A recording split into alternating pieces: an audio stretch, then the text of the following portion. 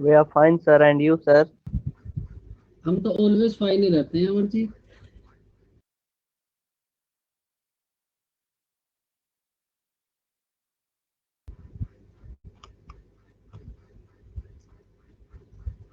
तो बच्चों अब आप ये बताओ, इतने सोते से कैसे हो रहे हो भाई?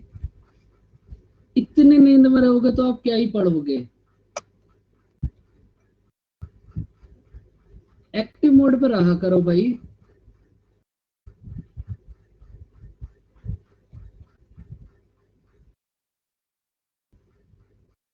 मैं आपको पढ़ाने के लिए 7 बजे उठ जाता हूँ सुबह, और एक आप हो, अगर 9:05 पे क्लास है तो आधे बच्चे तो 9 बजे उठते होंगे। नो सर, 6:30 बजे के उठा हुआ हूँ। ये तो भाई बहुत अच्छी बात है। देखो बहुत अच्छी बात है। सोकर करोगे भी क्या? सोकर क्या करना होता है भाई? जितना कम से कम सोओगे उतना ज्यादा फायदे में रहोगे।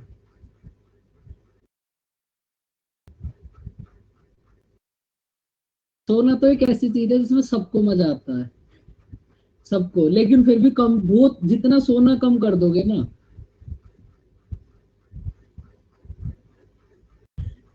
भाई ऐसा कौन है 3 बजे डाउट हमारे पास फिर सर इतना सोना अच्छा? पे लोन ले लेते हैं। सोने पे लोन?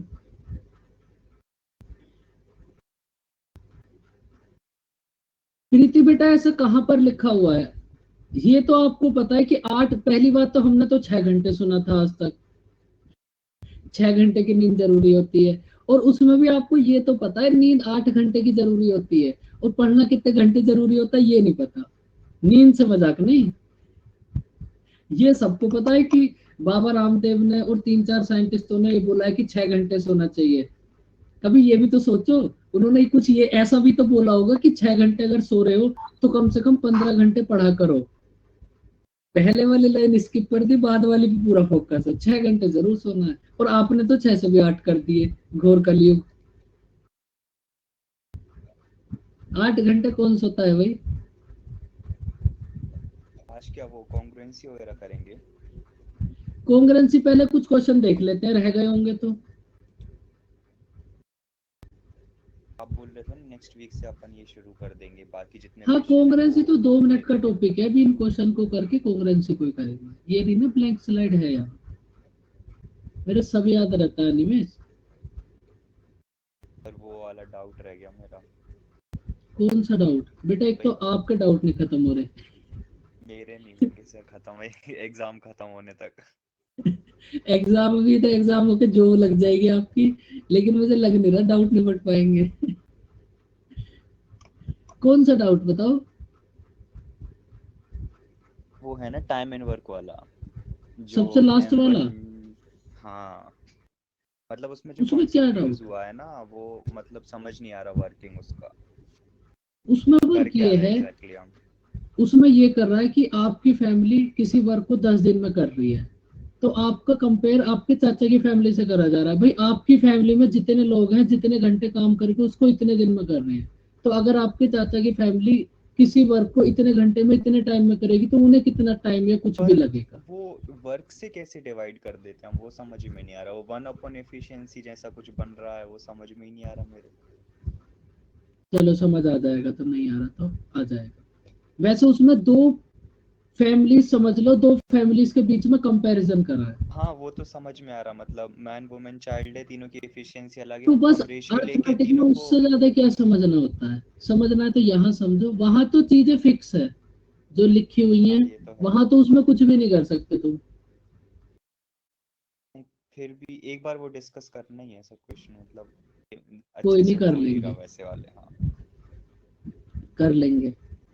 अब बच्चों आप फटाफट से एक बात बताओ, लास्ट क्लास में हमने कहाँ तक करे थे क्वेश्चन?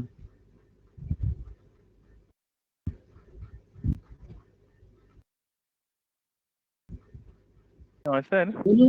हाँ जी। सर उस लिस्ट में 2 क्वेश्चन ना थोड़ा क्वेश्चन गलत है सर, तो थोड़ा अभी देख, चेक करना था। अभी इसको, भाई क्वेश्चन नंबर 58 हो गया सभी बच्चों का, फटाफट से इसको कर लो, 5 मिनट का टॉपिक है कॉन्ग्रेंसी, उसको कर लेते हैं बस आज। और अब बच्चों थोड़ा सा फास्ट फास्ट बताओ, चुपचाप बैठे हो, फिर तुम्हें जो क्वेश्चन छोड़ दो उसी में बाद में तुम्हें दिक्कत आएगी, पूछोगे तुम बाद में भी, उससे अच्छा तो अभी बता दो। भाई ये क्वेश्चन हो गया था 58। बताओ बच्चों, कुछ तो बताओ, ये पीडीएफ तो मिल गई होगी ना, सबसे पहले तो ये बता दो।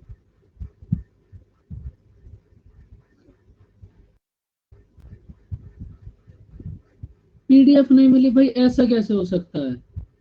पीडीएफ तो मिली गई होगी। सर 2√2। 2√2।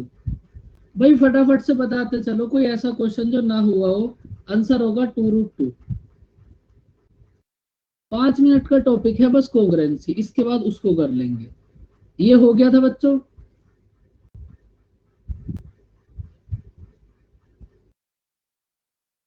ये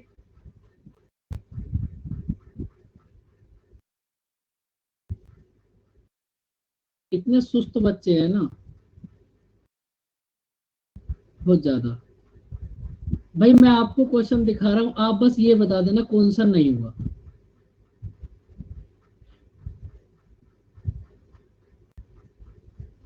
मतलब आलस पने की हद हो गई भाई, बिल्कुल। आधे बच्चे तो ऐसे होंगे जो इन क्वेश्चन को देख ही अब रहे होंगे। अच्छा ये क्वेश्चन भी थे आगे के। ये हो गया था बच्चों। इसमें सर शायद ये 63 में 5। सर क्वेश्चन डाउट है। 5 है ना सर? हाँ जी। हाँ सर, हो गया सर। ये प्रीलिम्स में क्वेश्चन आ सकता है, मतलब प्रीलिम्स में कुछ इसी टाइप के क्वेश्चन आते हैं।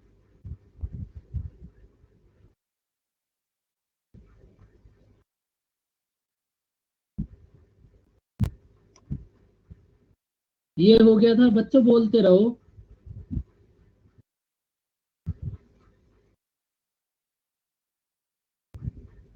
हाँ भाई ऐसा कर लो, अगर किसी को कहीं डाउट हो तो क्वेश्चन नंबर बता दो।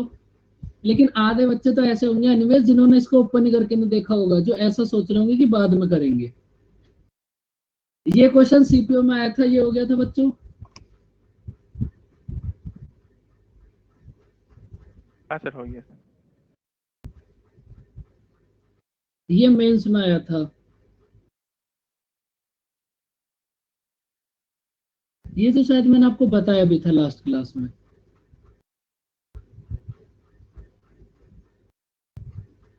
क्वेश्चन नंबर 68, ये भी प्रीलिम्स में ही आया था। ये हो गया था। यहाँ क्या होगा बच्चों? यहाँ x प्लस जेड होगा। सर एक्स प्लस आएगा ना सर? हाँ जी, x प्लस जेड होगा। ये हो गया था बच्चों। हाँ सर, हो गया। चलो स्वाति, आपको फिर मैं अलग से बता दूंगा, बाकी सब बच्चों का तो हो ही गया, कोई दिक्कत वाली बात नहीं है। आप लास्ट में रुक जाना। मुझे पता है 2 4 5 बच्चे हैं जिनसे हुआ होगा ये क्वेश्चन। वो तो बच्चों की तरह चुपचाप बैठे हो, आलसी बच्चों। करो इस क्वेश्चन को।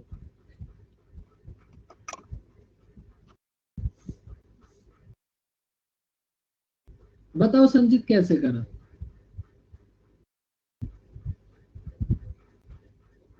सर एक तो इन सेंटर है और एक सरकम और एक ऑर्थो सरकम सेंटर। तो इन सेंटर में सर हमें जो पहले हम लोग ट्रायंगल निकाल लेंगे सर, दो दो ट्रायंगल करके। तो एक में पहले सर डायग्राम ड्रॉ करने से इजी है सर एक्सप्लेन करने में। डायग्राम भी कुछ ज्यादा ही एक्सटीरियर छोटा एंगल का बन गया है फॉर्मूला कि? यूज करें सर। सर एक्सटीरियर एंगल का फॉर्मूला यूज करके आ गया सर। ओके, समझ गया मैं आपकी भावनाएं। टू चलो टू बच्चों, इस पर क्वेश्चन में फिगर बनाने की कोशिश करो। कैसे बनाओगे? देखो, तुम कुछ मत बनाओ, तुम बस बैठ के देखते रहो। ये एक खूबसूरत सा हमारे पास सर्कल है। भाई हमारे पास एक ट्रायंगल है ABC।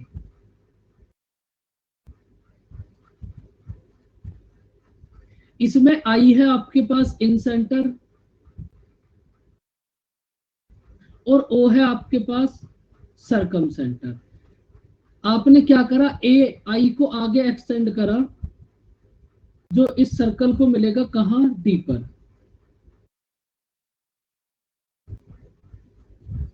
उसके बाद ABC, ABC भाई अगर ए बी सी आपके पास एक्स है और ए बी आई है इन सेंटर, तो आप मुझे ये बताओ ये ऊपर वाला एंगल कितना होगा? इसका फिगर थोड़ा ऐसा बनेगा, आधे बच्चों को समझ ही नहीं आएगा। ये कितना होगा? X upon 2। भाई ये इन सेंटर है, बी आई जो इन सेंटर है, ये जो एंगल बी होगा इसको दो इक्वल पार्ट में डिवाइड करेगा, नीचे वाला भी एक्स अपॉन 2, ऊपर वाला भी एक्स अपॉन 2। उसके बाद देखो बी आई डी, ये एंगल है आपके पास वाई। बी ओ डी, एक सेकंड रुको, बी ओ डी ये है आपके पास कितना जेड। तो आपको x plus Z upon Y में रिलेशन बताना है, क्या होगा? कितना सोचित क्वेश्चन है भाई। अगर ये एंगल है आपके पास जेड, लेकिन ये प्रॉपर्टी अभी आई नहीं है, कोई बात नहीं, तो ये एंगल कितना होगा भाई? अगर बस एक छोटी सी बात आप नोट कर लो, अगर एक आर्क से, अभी इसके बाद सिमिलरिटी के बाद यही आएगा, एक आर्क से अगर सेंटर पर एंगल जेड बना है तो सरकमफ्रेंस पे जो एंगल बनेगा ना वो इसका हाफ होगा। बस इसको आप थोड़ा सा नोट कर लो, बाकी आपको समझ आ जाएगा। सर्कल जब स्टार्ट होगा तो वो यहीं से स्टार्ट होगा। ये एक आर्क है, एक आर्क से अगर सेंटर पर एंगल बना है सपोज 2 थीटा, तो इसी आर्क से सेंटर सरकमफ्रेंस पे कितना एंगल बनेगा? थीटा। बस आप इस प्रॉपर्टी को साइड में नोट कर लो, बाकी जब सर्कल करेंगे तो सर्कल यहीं से स्टार्ट होगा। तो अगर ये ओ वाला एंगल है आपके पास जेड, तो ये ऊपर वाला एंगल कितना हो जाएगा? Z upon 2। अब यहाँ पर एक्सटीरियर एंगल वाली प्रॉपर्टी अप्लाई कर दो, X upon 2 plus Z upon 2, Y equals to X upon 2 plus Z upon 2। तो वाई इक्वल्स टू कितना होगा? X plus Z upon 2। तो यहाँ से X plus Z upon Y की वैल्यू कितना आ जाएगी? 2। तो देखो इसमें 2 कहाँ होगा, वही आपका आंसर हो जाएगा। तो इसमें ये एक छोटी सी प्रॉपर्टी थी, इसको एक बार आप नोट कर लेना, बाकी आगे तो ये समझ आ ही जाएगा। समझ आई बच्चों बात इस क्वेश्चन की?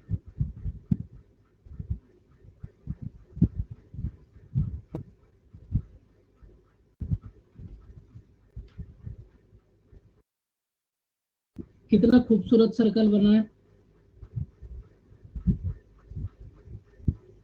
प्रीलिम्स में इस टाइप का क्वेश्चन आएगा इन सेंटर से, या तो ये ऊपर वाला, या फिर या तो ये क्वेश्चन आएगा, या फिर वो क्वेश्चन आएगा ऊपर वाला एंगल थीटा, तो नीचे वाला कितना होगा? 90 प्लस हाफ थीटा। ये क्वेश्चन हो गया था बच्चों? भाई हो ही गया होगा, ये तो आपको सबसे स्टार्टिंग से ही मैं समझाता आ रहा हूँ। सर इसका आंसर क्या है? 5.25 आ रहा है आंसर, 5.25 5.25 5.25। बताओ बच्चों, ये भी हो गया था?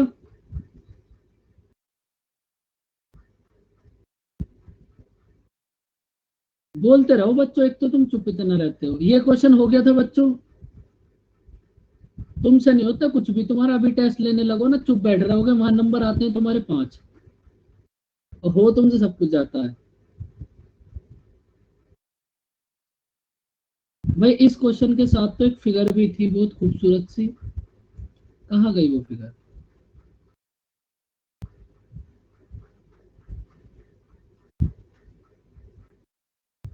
नहीं, इस क्वेश्चन के साथ नहीं थी फिगर, वो दूसरा क्वेश्चन। भाई ये क्वेश्चन हो गया था 76। देखो ये जो इस टाइप के क्वेश्चन है ना, ये सब मेंस में क्वेश्चन आए अभी, और ये भी मेंस का ही क्वेश्चन है। तो बच्चों ये सारे क्वेश्चन हो ही गए होंगे, इनको आप ट्राई कर लेना। अब स्टार्ट करते हैं कॉन्ग्रुएंसी, और इनको करते रहे ना।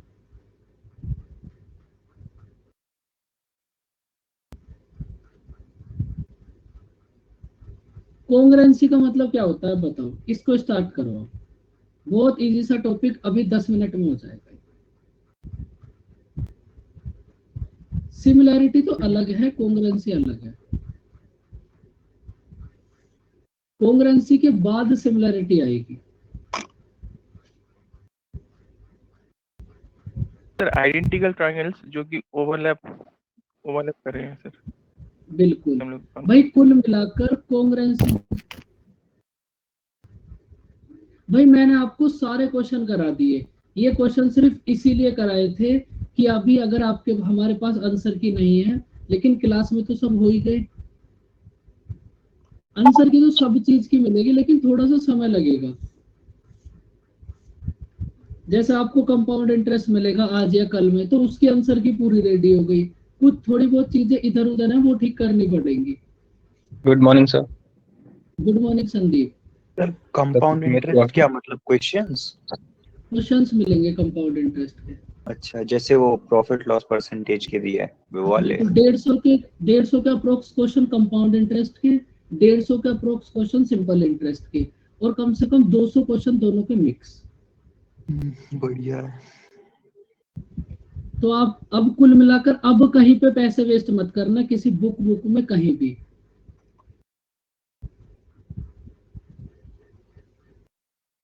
देखो कॉन्ग्रुएंसी का मतलब क्या होता है, अगर आप एकदम नॉर्मल भाषा में समझोगे, भाई कोई भी आपके पास एक ट्रायंगल है, ये भी आपके पास एक ट्रायंगल है, इनमें से अगर किसी भी एक ट्रायंगल को उठाकर आप दूसरे वाले के ऊपर रख दोगे, तो नीचे वाला एंगल आपको दिखना बंद हो जाएगा। जैसे आप अपने हाथ को देखो, ये जो आपका हाथ होता है, दूसरे वाले हाथ को इसके ऊपर रख दो तो नीचे वाला हाथ दिखना बंद हो जाएगा। इसका मतलब आपके जो दोनों हाथ है ना, ये कॉन्ग्रुएंट है। कॉन्ग्रुएंसी का सीधा सीधा मतलब है किसी भी एक फिगर को उठाकर, ट्रायंगल को उठाकर दूसरे के ऊपर रख दो तो नीचे वाला दिखना बंद हो जाएगा। बस यही आपके पास कॉन्ग्रुएंसी है। बात समझ आई बच्चों?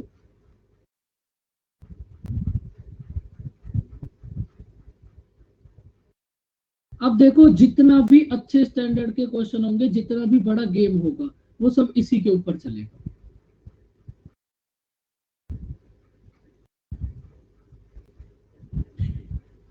ऋतिक रोशन का हाथ नहीं है कॉन्ग्रुएंट। उसको छोड़ो बेटा, वो कोई सरकारी नौकरी की तैयारी थोड़ी कर रहा है आपकी तरह। उसको ये थोड़ी देखना है कि एसएससी का सिलेबस क्या है। वो तो जिन बच्चों को देखना है उनको पता करना पड़ेगा कॉन्ग्रुएंसी। देखो आधे तो बस प्रियंका इसीलिए चल रहे हैं, बस उनके मम्मी पापा वहां हैं, वरना आधे तो बच्चे, तो आधे हो गए तो बच्चे ही किसी काम के नहीं है, वही याद बच्चे। बस आधे तो ऐसे है, गली मोहल्ले में अगर कोई ड्रामा भी चल रहा है उनको वहां भी ना ले। देखो अब इसको करो भाई। एक ट्रायंगल में आपके पास 6 चीजें होती है। अब समझ लो एक बार इसको, 10 मिनट का पॉइंट है, अभी खत्म हो जाएगा। एक ट्रायंगल में आपके पास 6 चीजें होती है, सॉरी 2 ट्रायंगल में। भाई 3 तो हो गए इनके एंगल, एंगल ए इक्वल होगा एंगल बी के, angle B sorry angle A equal होगा एंगल डी। अब आप इन दोनों ट्रायंगल्स को देखना, एंगल ए इक्वल होगा एंगल बी, फिर से बी, एंगल ए इक्वल होगा angle D, angle B equal होगा एंगल ई, और एंगल सी इक्वल होगा एंगल एफ। 3 पॉइंट तो आपके पास ये हो गए, और दूसरे 3 पॉइंट हो गए कि ए बी इक्वल हो डी ई, और उसके बाद बी सी इक्वल हो ई एफ, और उसके बाद ए सी इक्वल हो डी एफ। अगर आपके पास इतनी कंडीशन आपको दे दी, अब थोड़ा सोच के देखो, अगर आपको इतनी कंडीशन दे दी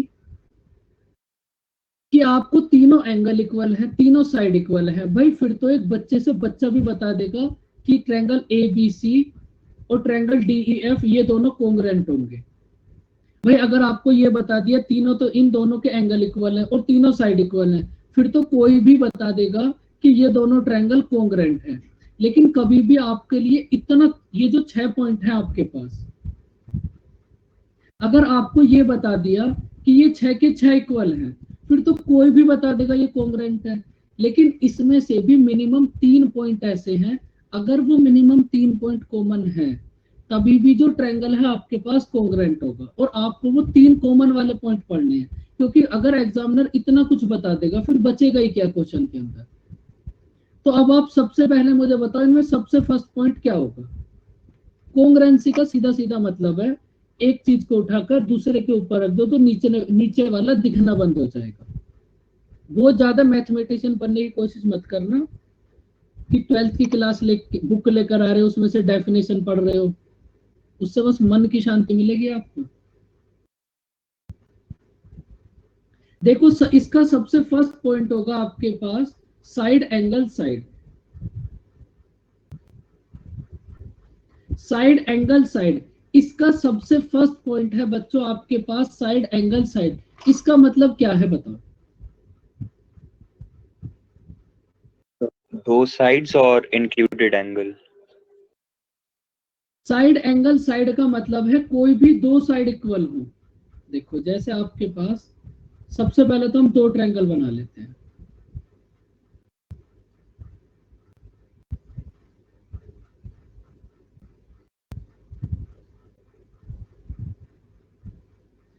इन दोनों ट्रायंगल की बात हो रही है। सबसे पहले तो ये देख लेना, सिमिलरिटी और कॉन्ग्रुएंसी में आप दो ट्रायंगल की बात करोगे हमेशा, क्योंकि कंपेयर करोगे तो दो ट्रायंगल को ही करोगे।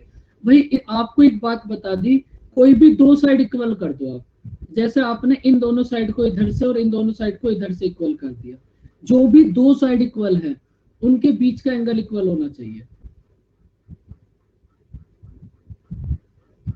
जो भी दो साइड इक्वल है, अगर उनके बीच का एंगल इक्वल है तो इसका मतलब ये दोनों ट्रायंगल होंगे कोंग्रुएंट। फर्स्ट प्रॉपर्टी आपके पास ये हो गई। बात समझ आई बच्चों? इसमें ऐसा कुछ है ही नहीं, इनके ऊपर क्वेश्चन अच्छे अच्छे बनते हैं, लेकिन वैसे बस इसमें इतना ही है। अगर दो साइड और बीच का एंगल इक्वल है तो इसका मतलब ये दोनों ट्रायंगल हो जाएंगे कोंग्रुएंट। और ट्रायंगल के कोंग्रुएंट होने से आपको क्या फायदा होगा? भाई आपने यहां एक बात बोल दी कि ए बी एंड सी, ये साइन होता है बच्चों कोंग्रुएंसी का। ट्रायंगल ए बी एंड सी कोंग्रुएंट होगा triangle D E and F. ये दोनों ट्रायंगल आपस में कोंग्रुएंट हो गए, लेकिन इससे आपको क्या फायदा हुआ? ये बहुत खुशी की बात है कि भाई ये दोनों कोंग्रुएंट हो गए, इससे अच्छा कुछ भी नहीं हो सकता। लेकिन इससे आपको क्या फायदा हुआ? इनके सारे कॉरेस्पॉन्डिंग पार्ट्स इक्वल होंगे। बिल्कुल भाई, अगर दो ट्रायंगल कोंग्रुएंट हो गए तो फिर इनका सब कुछ बराबर होगा। अगर भाई कोंग्रुएंसी का मतलब ही क्या है? कोंग्रुएंसी का मतलब है एक चीज को उठाकर दूसरे के ऊपर रख दो तो नीचे वाला दिखना बंद हो जाएगा, ये मतलब है कोंग्रुएंसी का। तो सेम आपने यही प्रोसेस करा है। अगर आपने ये पता कर लिया कि दो ट्रायंगल कोंग्रुएंट हो गए तो फिर इसका मतलब इनका सब कुछ बराबर है। एंगल ए बराबर होगा एंगल डी,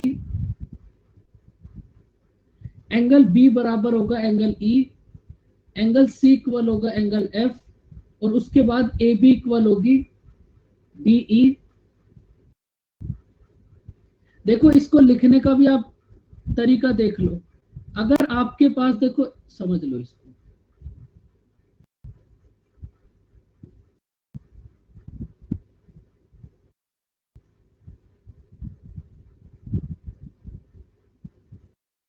भाई अगर ये एंगल है आपके पास x, ये इधर से एंगल है, जस्ट लाइक कोइंस, एकदम बिल्कुल जस्ट लाइक, आपने एकदम बहुत बढ़िया करा। देखो x y और z, इधर से भी देखो x y और z। अब ना आपको साथ साथ लिखना पड़ेगा। एक साइड के तो आप कैसे भी लिख लो, इधर से लिख लिया आपने एंगल x y और z। अब जैसा आपने लेफ्ट हैंड साइड से लिखा है, राइट हैंड साइड से भी आपको वही एंगल्स लेने पड़ेंगे। अगर फर्स्ट पॉइंट पे लिया है आपने x, तो इधर भी फर्स्ट पॉइंट पे आपको x ही लेना पड़ेगा। सेकंड पॉइंट पे लिया है आपने y, तो इधर से भी आपको y ही लेना पड़ेगा। इसको हटा दो, इधर से देखो। अगर फर्स्ट पॉइंट पे लिया है आपने x, तो इधर भी फर्स्ट पॉइंट पे आपको x लेना पड़ेगा। सेकंड पॉइंट पे लिया है आपने y, तो इधर भी आपको y लेना पड़ेगा। थर्ड पॉइंट पे लिया है आपने z, तो इधर भी आपको z लेना पड़ेगा। अब इनके नाम लिख दो। अब ये एंगल x है d पर, ये है e पर और ये है f पर। तो कुल मिलाकर लेफ्ट हैंड साइड से आप जो भी लोगे, राइट हैंड साइड से आपको वही लेना पड़ेगा। लेफ्ट हैंड साइड से आप कुछ भी ले लो जो आपका मन करे, y z और x, तो फिर इधर से भी आपको y z और x ही लिखना पड़ेगा। ये बात समझ आई बच्चों? इसके ऊपर भी एग्जाम में क्वेश्चन आया हुआ है, तो इस बात को भी थोड़ा समझ लेना। ये तो बेसिक बात है, पता ही होगी ज्यादातर बच्चों को। एक साइड का तो आप कैसे भी लिख लो, लेकिन दूसरी वाली साइड का आपको वैसा ही लिखना पड़ेगा जैसा आपने फर्स्ट साइड को लिखा है। ये दोनों ट्रायंगल आपने कोंग्रुएंट प्रूव कर दिए। जैसे ये ट्रायंगल कोंग्रुएंट प्रूव हो गए, अब फिर आपके पास वही प्रॉपर्टी आ गई, angle A equals to angle D, angle B equals to angle E और angle C equals to angle F, और ए बी इक्वल होगी डी ई के। इधर से देखो आप, ए बी इक्वल होगी डी ई। इस ट्रायंगल से जो भी आप दो साइड लोगे, लेफ्ट ए बी सी में जो भी आप दो साइड लोगे, राइट हैंड साइड में से वही आपको दो साइड लेनी पड़ेंगी। इस बात का मतलब देखो भाई, जिन बच्चों को कॉन्ग्रुएंसी लिखनी नहीं आती वो समझ लो। जैसे आपने इधर से लिया ए बी, तो फिर इधर से आपको डी ई लेना पड़ेगा। ये तो फर्स्ट बात हो गई। फिर सेकंड बात, इधर लेफ्ट हैंड साइड से आप कुछ भी ले लो, इधर से लिया आपने बी सी, तो फिर इधर से आपको ई एफ लेना पड़ेगा।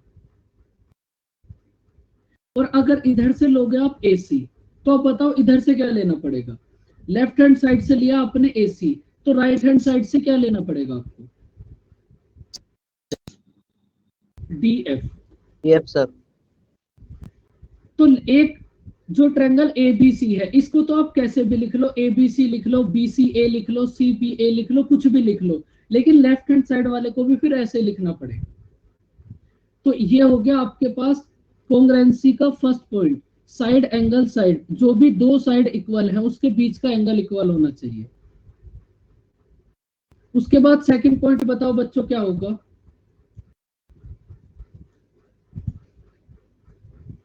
Angle angle side.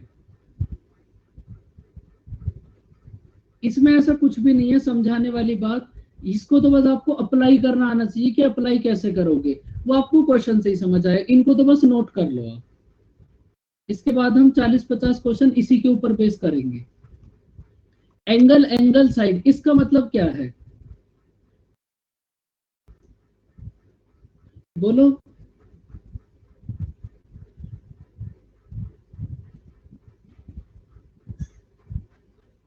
भाई इसका मतलब ये है, आपके पास दो ट्रायंगल हैं ए बी एंड सी,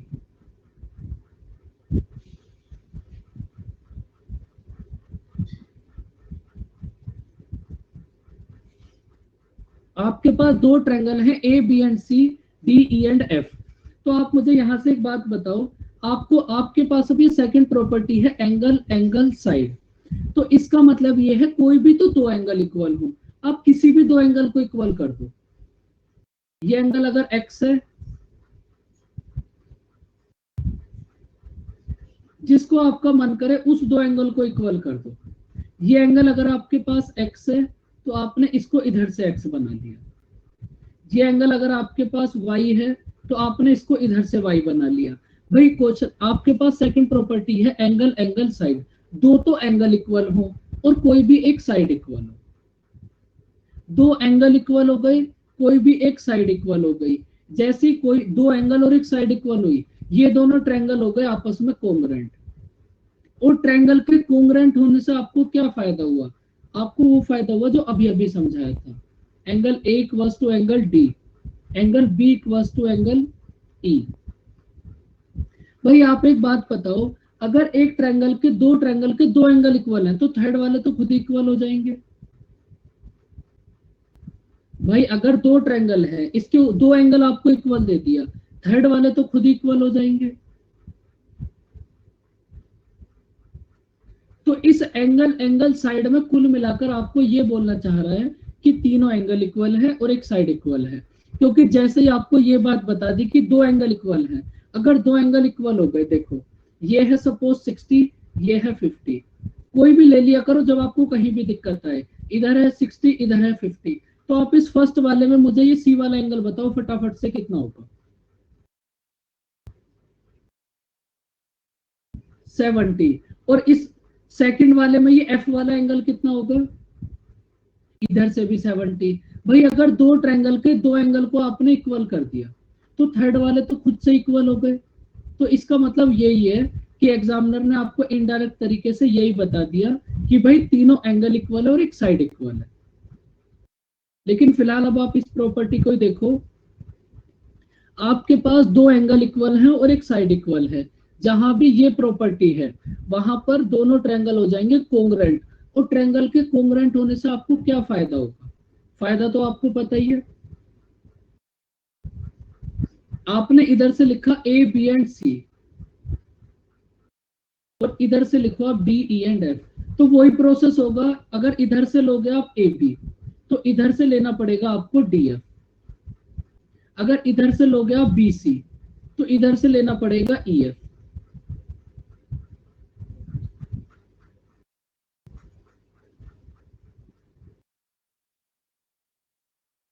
अगर आप इधर से लोगे बी सी तो इधर से लेना पड़ेगा ई एफ। और इधर से लोगे अगर आप ए सी तो इधर से लेना पड़ेगा आपको डी एफ। ये था आपके पास सेकंड पॉइंट। बताओ बच्चों, बात समझ आई?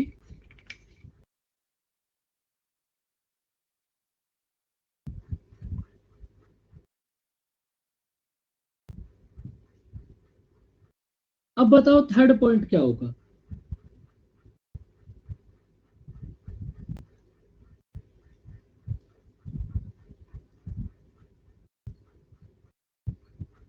भाई थर्ड पॉइंट होगा एकदम साइड साइड और साइड। थर्ड पॉइंट होगा साइड साइड और साइड। अगर तीनों साइड इक्वल है,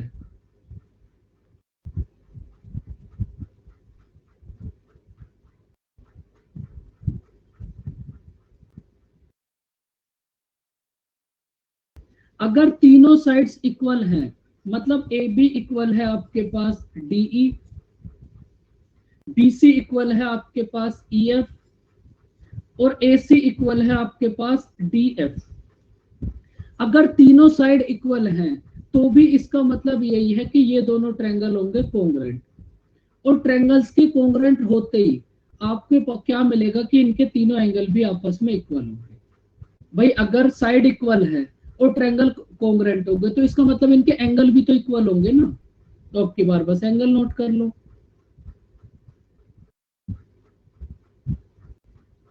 angle C equals to angle F. बताओ बच्चों, ये बात समझ आई? इसको बस आप थोड़ा सा लिखने का तरीका देख लो। लिखने का तरीका आपको पता होना चाहिए, बाकी कुछ पता हो या ना पता हो, बाकी तो सब आप क्वेश्चन से रट के समझ जाओगे, क्योंकि 4 पॉइंट है, बस आपको ये ऐसे याद रखने हैं। Angle angle side, side angle side, बस ये आपको 4 पॉइंट ऐसे रट के रखने हैं। एक बार फिर से इसको लिखने का आप तरीका देख लो। भाई सपोज इसी इन दोनों फिगर्स में हम ऐसा कर देते हैं, ये इधर से ये एंगल है x, इधर से ये एंगल है x, इधर से ये एंगल है आपके पास y, इधर से ये एंगल है आपके पास y, और ये बचा हुआ वाला सपोज z। तो अब बताओ आप कोंग्रेंसी कैसे लिखोगे? पहले देखो ए बी सी को तो आप कैसे भी लिख लो, सब बच्चे अलग अलग लिखेंगे, उससे अच्छा एक को तो आप ए बी सी लिख लो। सबसे अच्छा एक को तो आप ए बी सी, और दूसरे वाले को बताओ इसके रेस्पेक्ट में कैसे लिखोगे। अलग अलग लिखते हैं, उससे अच्छा एक को तो आप एबीसी कर लो, बाकी आप खुद कर लेना कुछ भी। लेकिन अब अगर आपने लेफ्ट हैंड साइड वाले को ए बी और सी लिखा तो राइट हैंड साइड वाले को कितना लिखोगे ये बता दो बस। F D E, D E F, ED आएगा, एफईडी। F E D. देखो जिन बच्चों को बात समझ नहीं आ रही तो आप ना क्या करो, बोलो संजय। नहीं तो वही बोल रहा था, एफ डी फिर ई।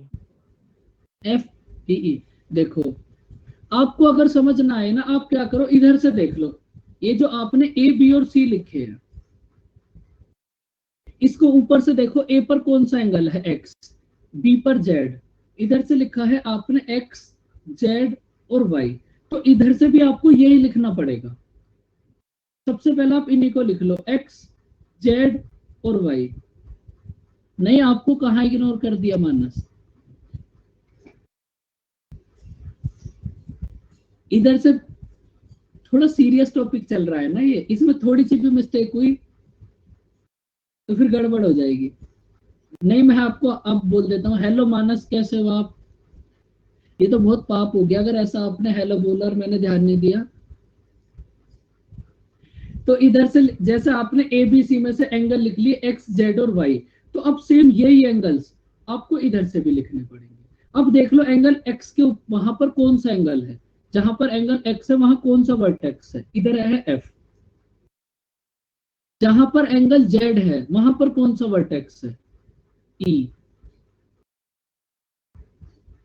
और उधर से वाई के प्लेस पर कौन सा है आपके पास, डी।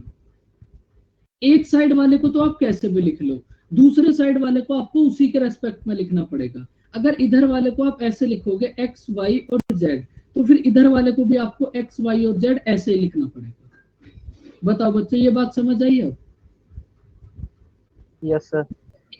एक साइड वाले को तो कैसे भी लिख लो, दूसरे वाले साइड को उसी के रेस्पेक्ट में लिखना पड़ेगा। ये हो गया आपके पास इसका थर्ड पॉइंट। अब फोर्थ पॉइंट और लास्ट पॉइंट बताओ क्या होगा। सर फोर्थ वो राइट एंगल वाला आता था ना? राइट एंगल, आर एच और एस। हाँ, हाइपोटेनियस और एक साइड। भाई फोर्थ पॉइंट है आपके पास आर एच और एस। आर एच एस का मतलब है, देखो दो ट्रायंगल बना हुआ,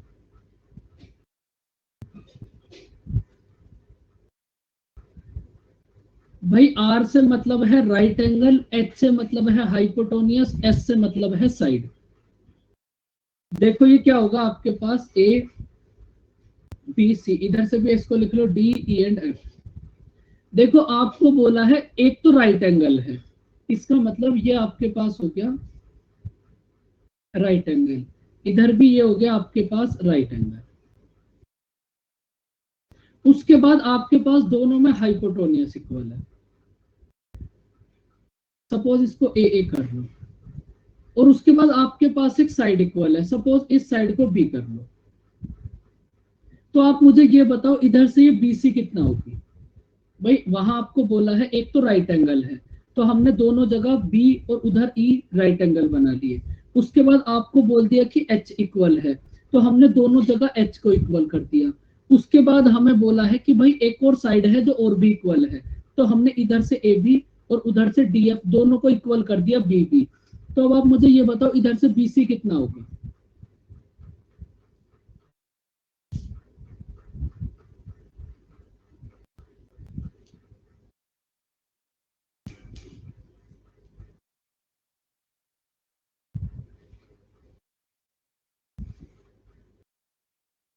ये होगा रूट ए स्क्वायर माइनस बी स्क्वायर। और इधर से ई एफ कितना होगा, भाई इधर से ई एफ भी इतना ही होगा, ए स्क्वायर माइनस बी स्क्वायर। तो देखो फिर से अगर आप थोड़ा ध्यान दोगे तो आपके पास साइड्स वाली प्रॉपर्टी आ गई ना। भाई एक बी इधर बी के इक्वल, ए उधर ए के इक्वल, रूट ए स्क्वायर माइनस बी स्क्वायर इधर रूट ए स्क्वायर माइनस बी स्क्वायर के इक्वल। तो आपके पास तीनों साइड इक्वल हो गई। भाई इसको आप ऐसे भी तो बोल सकते हो कि तीनों साइड इक्वल है, बात तो सेम है। तो अब ये तीनों साइड ना बोलकर ये राइट एंगल की वजह से बनी है, तो इसको हमने आर एच और एस बोल दिया। अब फिर से वही बात आ गई, भाई अगर आपके पास आर एच और एस है तो इसका मतलब ये दोनों ट्रायंगल होंगे आपके पास कोंग्रेंट, ये दोनों ट्रायंगल होंगे आपके पास कोंग्रेंट। और कोंग्रेंट होने से आपको क्या फायदा होगा, आपको अपने फायदे की पता ही है। एंगल ए इक्वल होगा एंगल डी, एंगल बी और एंगल ई तो पहले से इक्वल है, उसके बाद एंगल सी होगा इक्वल एंगल एफ। भाई तीनों एंगल इक्वल है और ट्रायंगल कोंग्रेंट है, तो इसका मतलब साइड्स भी इक्वल होंगी। तो इस तरह से आप ऐसा बोल सकते हो ए बी इक्वल है डीई और बी सी इक्वल है ई एफ और इधर से ए सी इक्वल है डी एफ। बताओ बच्चों ये बात समझ आई आपको? बस ये है आपके पास कोंग्रेंसी। बस कोंग्रेंसी में 4 पॉइंट है और 3 पॉइंट सिमिलैरिटी में 3-4 पॉइंट बस। हाँ जी सर, राइट एंगल ट्रायंगल में नॉर्मल जो साइड एंगल साइड वो मेथड लागू नहीं होगा कि ऐसे ही मतलब विदाउट हाइपोटेन्यूज कोई भी अगर दो साइड परपेंडिकुलर और इस बेस राइट अगर एंगल में ना, सेम हो और कोई एंगल, इस राइट एंगल ट्रायंगल में बहुत सारे अप्लाई हो सकते हैं। वो जब हम क्वेश्चन करेंगे ना वो तब समझ आएंगे जब हमारे पास एक्चुअल एंगल्स होंगे, बहुत सारे इसके क्वेश्चन करेंगे। अब ये अगर आप एक्चुअल में देखोगे ये कुछ है थोड़ी नहीं, तो साइड और साइड वाली प्रॉपर्टी भी हो गई। हाँ सर वही तो हम लोग कोई दोनों एनी टू साइड्स भी तो लागू होगा ना सर? हाँ बिल्कुल वो भी होगा। तो इस ये तो आपके पास बना दिया ऐसे ही कि हाँ यहाँ से हर बार सेटिस्फाई हो रही है तो इसको भी बना दो। बाकी जो इसके एक्चुअल क्वेश्चंस होंगे, क्या क्या मेथड हो सकते हैं, वो तो जब क्वेश्चन करेंगे ना इसके तभी समझ आएगा, क्योंकि इसमें ऐसा तो कुछ है ही नहीं। तो भाई आपके पास ये सिमिलैरिटी में 4 पॉइंट है, चारों आपको समझ ही आ गए होंगे। कुल मिलाकर सिमिलैरिटी का मतलब है, एक कॉन्ग्रुएंसी का मतलब है एक ट्रायंगल को उठाकर दूसरे के ऊपर रख दो, बस। तो अब आप मुझे फटाफट से बताओ, इसमें आपके पास मैंने फर्स्ट पॉइंट आपको क्या नोट कराया था, और ये चारों रट लेना एकदम, क्योंकि सिमिलैरिटी में फिर से यही 4 पॉइंट आएंगे और आप कंफ्यूज हो जाओगे सिमिलैरिटी या कॉन्ग्रुएंसी, सिमिलैरिटी या कॉन्ग्रुएंसी। फर्स्ट पॉइंट कराया था आपको side angle side. Side angle side का मतलब है बच्चों कोई भी दो साइड इक्वल और उसके बीच का एंगल इक्वल, तो ये हो गया साइड एंगल साइड। और साइड एंगल साइड से अगर कोई भी एंगल कॉन्ग्रुएंट प्रूव हो गए तो उनका सब कुछ बराबर। कॉन्ग्रुएंसी के लिए आप एक बात लिख लेना, अगर दो ट्रायंगल किसी भी मेथड से कॉन्ग्रुएंट प्रूव हो गए तो उनका सब कुछ बराबर होगा। यही प्रॉपर्टी अप्लाई होगी कहां? आइसोस्केलस ट्रायंगल में। अभी देखेंगे कैसे। सेकंड पॉइंट आपको क्या नोट कराया था बताओ? Angle angle side. कोई भी दो एंगल इक्वल है भाई, अगर कोई भी दो एंगल इक्वल हो गए तो थर्ड वाले तो खुद इक्वल हो गए और उसके बाद एक आपको साइड इक्वल दे दी, तो आप ऐसा बोल सकते हो कोई भी दो एंगल इक्वल और एक साइड इक्वल, तब ये ट्रायंगल हो गए कॉन्ग्रुएंट। कॉन्ग्रुएंट होते ही इनका सब कुछ बराबर।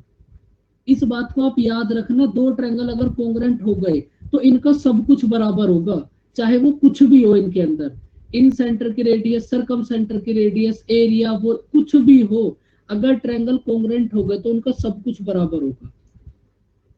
थर्ड आपको क्या नोट कराया था?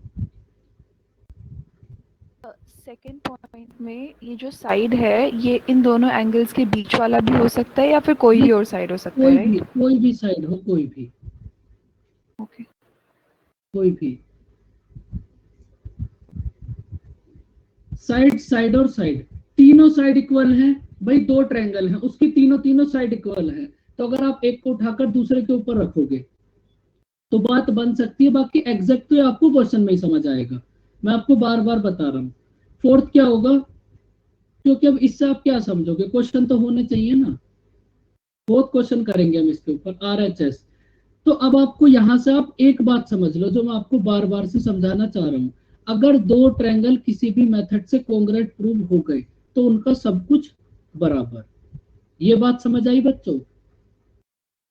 अगर दो ट्रायंगल किसी भी मेथड से कॉन्ग्रुएंट प्रूव हो गए तो उनका सब कुछ बराबर। अब आप एक बात समझो, आइसोस्केलस ट्रायंगल में जो भी दो साइड इक्वल होती हैं उसके सामने वाले दोनों एंगल इक्वल क्यों होते हैं? अब आपको एक सेकंड में समझ आ जाएगा।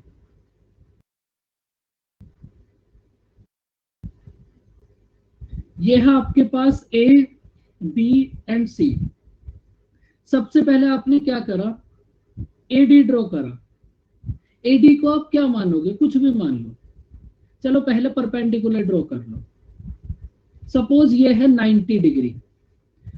90 डिग्री में एक बात तो आपको पहले ही पता है कि आइसोस्केलस ट्रायंगल है।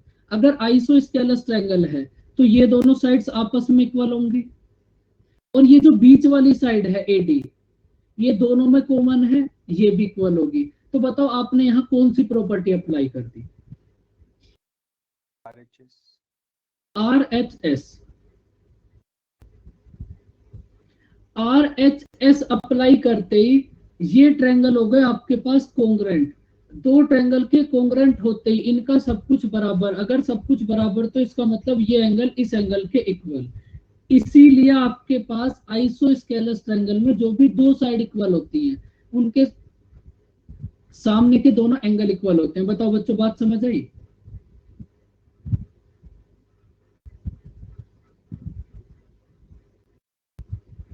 यहां आपने आर, एच और एस अप्लाई कर दिया। सर एक बार फिर से बता दीजिए। भाई देखो, एक सेकंड रुको।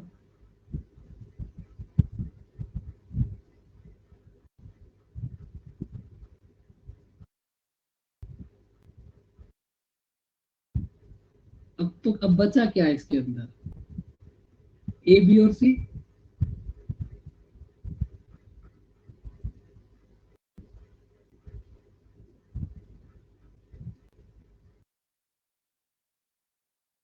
देखो ये है आपके पास एक बहुत खूबसूरत सा आइसोस्केलस ट्रायंगल। आइसोस्केलस ट्रायंगल की ये दोनों साइड इक्वल होती है, ये तो आपको पता ही है। आपने एडी एक परपेंडिकुलर ड्रॉ कर दिया। अगर आपने परपेंडिकुलर ड्रॉ कर दिया तो भाई ये जो एच है 90 डिग्री के सामने वाली साइड एच, इधर से ये होगा आपके पास एच, इधर से ये 90 डिग्री होगा, इधर से ये 90 डिग्री होगा। तो आपके पास, और ये जो साइड है एडी, ये जो आपके पास एडी है, ये तो दोनों में कॉमन है। तो फर्स्ट एंगल में आपने क्या अप्लाई करा, आर एच और एस। सेकंड एंगल में भी सेम। तो आर एच एस से ये दोनों ट्रायंगल हो गए कोंग्रेंट। दोनों ट्रायंगल के कोंग्रेंट होते हैं, इनका सब कुछ बराबर। अब आप मुझे एक बात बताओ भाई, ये दोनों एंगल इक्वल होंगे। अब मैं बहुत देर से आपको एक ही बात समझा रहा हूं कि दो ट्रायंगल अगर किसी भी मेथड से कोंग्रेंट हो गए तो उनका सब कुछ बराबर। एक बात बताओ, ये बात समझ आई? मेंस में क्वेश्चन आना ही आना है। सीडीएस का क्वेश्चन दोगे तो कोई नहीं रोक सकता क्वेश्चन आने से। भाई एक बात बताओ, जब आपने इनको कोंग्रेंट प्रूव कर दिया, और मैं आपको एक बात बार बार समझा रहा हूं, और अब तो आप खुद भी समझ गए होंगे कि दो ट्रायंगल अगर कोंग्रेंट हो गए तो इनका सब कुछ बराबर। तो अब आप मुझे ये बताओ, ये वाला जो एंगल होगा, बहुत खूबसूरत सा एंगल दिख रहा है बच्चों आपको, येलो कलर। आपकी आंखों पे थोड़ा जोर पड़ेगा, एक सेकंड रुको, इसको हटा देते हैं। तो मुझे आप ये बताओ, ये वाला जो एंगल होगा, ये एंगल इस इधर वाले एंगल के इक्वल होगा भाई। भाई जब एक बात आपको पता है, अगर दो ट्रायंगल कोंग्रेंट हो गए तो इनका हो गया सब कुछ बराबर। अगर सब कुछ बराबर हो गया तो एंगल बी और एंगल सी इक्वल है। तो बच्चों सेम ऐसे ही रटने वाली बात थोड़ी ना है। ये जो इधर वाला एंगल है और ये जो इधर वाला एंगल है, ये दोनों एंगल भी इक्वल होंगे। और एक ऐसी लाइन जो एंगल को टू इक्वल पार्ट्स में डिवाइड करे, उसका नाम क्या होता है? Angle bisector. तो इसका मतलब अब ये जो लाइन है एडी, ये परपेंडिकुलर तो है ही, ये एंगल बाइसेक्टर भी है। बात समझ आई बच्चों? भाई जब आपने कोंग्रेंट प्रूव कर दिया तो ये आपने इसको लिया क्या था, परपेंडिकुलर। लेकिन अब जब आपने इसको देखा तो ये एंगल को भी बाइसेक्ट कर रही है। इसका मतलब ये जो एडी है ये परपेंडिकुलर तो है ही, लेकिन ये एंगल बाइसेक्टर भी है। इतनी बात समझ आई बच्चों? अब एक और आगे की बात समझते हैं। अब आप मुझे एक बात बताओ, फिर से समझो इस बात को, ये बात तो तुम्हें अब एकदम रट जानी चाहिए। अगर दो ट्रायंगल कोंग्रेंट हो गए तो उनका सब कुछ बराबर। अगर उनका सब कुछ बराबर, सब कुछ अगर इनका बराबर, तो ये दोनों साइड्स भी बराबर होंगी। भाई आपको अभी दिखाया था ना, अगर इनका सब कुछ बराबर तो ये दोनों साइड्स भी बराबर होंगी। या फिर आप ऐसा बोलो, अगर सब कुछ बराबर तो ये वाला जो एरिया होगा, ये जो दोनों, भाई जब इनका सब कुछ बराबर है तो ये जो दोनों ग्रीन वाले एरिया हैं ये दोनों भी इक्वल होंगे। और एक ऐसी लाइन जो एरिया को दो इक्वल पार्ट में डिवाइड करे, उसका नाम क्या होता है? मीडियन। तो इसका मतलब ये लाइन मीडियन भी है। इसका मतलब यही ब्रह्मा, यही विष्णु, यही महेश, यही सब कुछ है इस ट्रायंगल के अंदर। ये बात समझ आई बच्चों? तो अब आप, ये तो समझने वाली बात थी। अब आप इसको ऐसे रट लो कि अगर आपके पास, अब देखो ये जो बात मैंने आपको अभी अभी समझाई है ना, इस बात को आप खुद से इक्विलेटरल ट्रायंगल से कनेक्ट करना। भाई इक्विलेटरल ट्रायंगल में तो आपके पास सारे एंगल पहले से इक्वल होते हैं, तो आप कोई भी प्रॉपर्टी अप्लाई करके कोंग्रेंट कर देना आपस में, तो उनका सब कुछ बराबर आएगा। तो अभी लेकिन पहले इसको देखो आप। भाई आप इसको ऐसा बोल सकते हो कि ये जो लाइन है, अब हम इसको थोड़ा सा आपको समझाने की कोशिश कर रहे हैं, कितनी देर से समझा क्या रहे हैं वो समझो अब आप। भाई ये जो लाइन है इसको हमने ड्रॉ करा था परपेंडिकुलर, लेकिन ये लाइन प्रूव हो गई आपके पास एंगल बाइसेक्टर और मीडियन। अगर आप इसको मीडियन भी ले लोगे, अब आप ऐसा मत सोचना हम परपेंडिकुलर ही क्यों ले, आप जब घर में बैठोगे आराम से, आपके पास बहुत टाइम होता है, तो अगर आप इसको मीडियन भी ले लोगे ना, एडी को आप एक मीडियन ड्रॉ करोगे तब भी दोनों कॉन्ग्रुएंट हो जाएंगे और किसी प्रॉपर्टी से। अगर इसको एंगल बाइसेक्टर लोगे तब भी ये कॉन्ग्रुएंट प्रूव हो जाएंगे। तो यहाँ से समझने वाली बात ये है कि आइसोस्केलस ट्रायंगल में यही लाइन तो परपेंडिकुलर होगी, यही लाइन एंगल बाइसेक्टर होगी और यही लाइन मीडियन होगी। फिलहाल आप इतना नोट कर लो, आगे की बातें करेंगे हम कल। हाँ देखो, कोई ना कोई अनिमेश, कोई ना कोई केस अप्लाई हो ही जाएगा। अगर एंगल बाइसेक्टर लोगे तो कोई और केस अप्लाई हो जाएगा। एंगल बाइसेक्टर अगर आपने लिया तो ये साइड एंगल साइड, फिर साइड एंगल साइड वाला अप्लाई हो जाएगा, साइड एंगल साइड से भी ये दोनों सब कुछ बराबर। तो आपको बस ये बात रटी होनी चाहिए। अब आपके एग्जाम में क्वेश्चन जो है ना वो ऐसे नहीं आता कि आपने आइसोस्केलस ट्रायंगल ड्रॉ कर दिया, वो तो कुछ बच्चों वाले एग्जाम है, प्री लेवल के तो आ सकते हैं। लेकिन अगर कभी आप सीडीएस वगैरह का एग्जाम दोगे तो आपको क्वेश्चन ऐसा मिलेगा कि आपने एक ट्रायंगल के अंदर एक लाइन ड्रॉ करी, वही लाइन परपेंडिकुलर है, वही लाइन मीडियन है, तो फिर उसमें पूरी ड्रामेबाजी करेगा, वो क्या क्या होगा। तो इस बात को आप याद रखना, एक बात को आप नोट कर लो, अगर वही लाइन तो परपेंडिकुलर है और वही लाइन एंगल बाइसेक्टर है, अगर क्वेश्चन में आपको तीनों नहीं देगा, इन तीनों में से कोई भी दो देगा कि भाई वही लाइन तो परपेंडिकुलर है और वही लाइन एंगल बाइसेक्टर है, तो इसका मतलब वो ट्रायंगल कौन सा होगा। अब आपको ये समझना पड़ेगा। जो बच्चे समझ गए ठीक है, वरना तो रट लेना, ज्योमेट्री को समझोगे तो ज्यादा फायदे में रहोगे। अब क्वेश्चन में आपको डायरेक्ट, कोई अच्छे लेवल के क्वेश्चन करोगे ना तो उसमें आपको डायरेक्ट नहीं बोलेगा आइसोस्केलस ट्रायंगल, उसमें आपको कुछ ऐसा माहौल बना देगा कि आपको वही लाइन तो परपेंडिकुलर बनेगी, वही लाइन एंगल बाइसेक्टर बनेगी। तो ये बात आपको देखनी पड़ेगी कि यही लाइन तो परपेंडिकुलर बनी है, यही लाइन एंगल बाइसेक्टर बनी है, इसका मतलब ये ट्रायंगल होगा आइसोस्केलस। आपको इसका रिवर्स याद रखना है। बताओ बच्चों, बात समझ आई? देखो एक बात आप याद रखना, मैं स्टार्टिंग में पढ़ाता था बैंकिंग वाले बच्चों को जब मैंने शुरुआत करी थी, क्योंकि उनका सिलेबस बहुत इजी होता है, उसमें कुछ होता ही नहीं है। मैं एसएससी वाले बच्चों को क्यों नहीं पढ़ाता था? बस इस एडवांस मैथ की ज्योमेट्री की वजह से। कभी ये ज्योमेट्री नहीं समझ आती थी, ये इसके इक्वल, ये इसके इक्वल क्यों। तो जैसा मैं तब पढ़ता था ना, आज मैं आपको वैसा ही पढ़ा रहा हूँ। बहुत सारे बच्चे ऐसे होते होंगे जिनको समझ नहीं आती होंगी बातें, तो जितने डीप से मैं तब पढ़ता था ना, मैं एकदम सेम आपको ऐसे ही पढ़ाता हूँ आज भी। तो आप इस बात को याद रखना,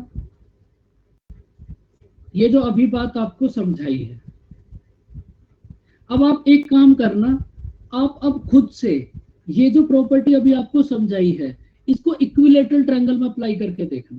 भाई इक्विलेटरल ट्रायंगल और आइसोस्केलस में क्या फर्क है? कोई भी फर्क नहीं है। उसमें भी आप एक चीज को देखो, फिर इसको आप अप्लाई करना। भाई इसके 60 और 60 होते हैं, तो अगर ये दोनों साइड इक्वल तो सामने के दोनों एंगल इक्वल, ये दोनों साइड इक्वल तो सामने के दोनों एंगल इक्वल। कोई भी इक्विलेटरल ट्रायंगल में भी कोई भी दो साइड ले लो, सामने के दोनों एंगल इक्वल ही आएंगे। तो इसका मतलब ये जो प्रॉपर्टी आपने यहाँ अप्लाई करी है, इसको आप इक्विलेटरल ट्रायंगल में भी तो अप्लाई कर सकते हो। तो अब इस चीज को आप खुद से एक बार वहां अप्लाई करके देखना। एक बात आप खुद से अप्लाई करो, आपको मजा ही आ जाएगा। ज्योमेट्री इतना अच्छा टॉपिक है, इतना इंटरेस्टिंग टॉपिक है, ये बात मुझे बहुत टाइम के बाद समझ आई, और आज की तारीख में मेरा सबसे फेवरेट टॉपिक है ज्योमेट्री।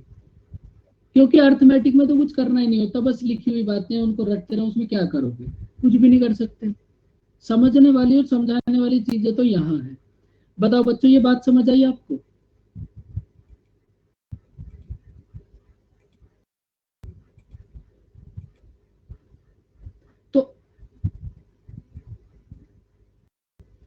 तो एक तो मैंने आपको ये समझा दिया आइसोस्केलस ट्रायंगल, लेकिन एक आप खुद से जरूर ट्राई करना। ये चारों बातें आपको बता दी। इसके बाद इक्विलेटरल ट्रायंगल में आप कोई भी एक लाइन ले लेना। देखो मैं क्या बताना चाह रहा हूं, खुद से दिमाग चलाओ थोड़ा सा। ये आपने एक इक्विलेटरल ट्रायंगल ले लिया, आपने ये कुछ भी मीडियन ड्रॉ कर दी, तो मीडियन ड्रॉ करने के बाद ये लाइन क्या क्या बनी? जैसे हमने इस लाइन को परपेंडिकुलर लिया था, परपेंडिकुलर के बाद ये लाइन एंगल बाइसेक्टर भी बन गई और मीडियन भी बन गई। ऐसे ही सेम आप यहाँ कुछ भी ले लेना, एडी को आपने मीडियन ले लिया, तो मीडियन लेते ये लाइन क्या क्या बनी, आप मुझे नेक्स्ट क्लास में ये बताना। और ये लाइन जो जो बनेगी ये लाइन वही होगी। फिर हम ऐसा बोल देंगे कि इक्विलेटरल ट्रायंगल के अंदर सब कुछ यही होगा। लेकिन पहले इस चीज को एक बार खुद से प्रूव करके देखना, रटना मत बस कुछ भी। रटने से कभी मेरी समझ नहीं आया तो तुम्हारी क्या समझ आएगा। तो बच्चों यहां तक की बातें क्लियर आपको? आप Yes, ये sir. समझ लो, ज्योमेट्री चैप्टर तो एक है, लेकिन कम से कम 20 चैप्टर ज्योमेट्री के अंदर हैं। अगर ज्योमेट्री क्लियर करना है तो 20 के 20 चैप्टर समझने पड़ेंगे। भाई एंगल बाइसेक्टर भी एक चैप्टर था, मीडियन भी एक चैप्टर था, परपेंडिकुलर भी एक चैप्टर था, एल्टीट्यूड, सर्कमसेंटर, ये सब एक चैप्टर ही तो है अगर आप देखोगे तो जैसे ये छोटे छोटे चैप्टर क्लियर होते चले जाएंगे, क्वेश्चन में कहीं कोई दिक्कत नहीं आएगी। ओके बच्चों, फिर बाय बाय। कॉन्सेप्ट समझो बस, अप्लाई कैसे करना है इसको वो तो जब क्वेश्चन करेंगे तब समझ आ जाएगा। उस सर बात की टेंशन मत लो आप। हाँ बोलो। मैंने आपसे पूछा था कि कुछ डाउट्स है तो वो क्या याद तक पहुंचा, आपने कहा था कि रोमा मैम को भेज देना, तो लेकिन रोमा मैम को भेजा तो उनका कोई रिएक्शन रिप्लाई वगैरह कुछ आया नहीं है, बहुत टाइम हुआ भेजे हुए भी। रोमा मैम को कोई रिएक्शन नहीं आया, आज भेज देना। ये मैंने किया था 5 मई को, 18 में भी। एक बार अभी भेज देना फिर से आप। मैंने रिमाइंड भी कराया था लेकिन फिर भी उन्होंने, तो मतलब कैसे आपको सेंड करते हैं, कैसे होता है?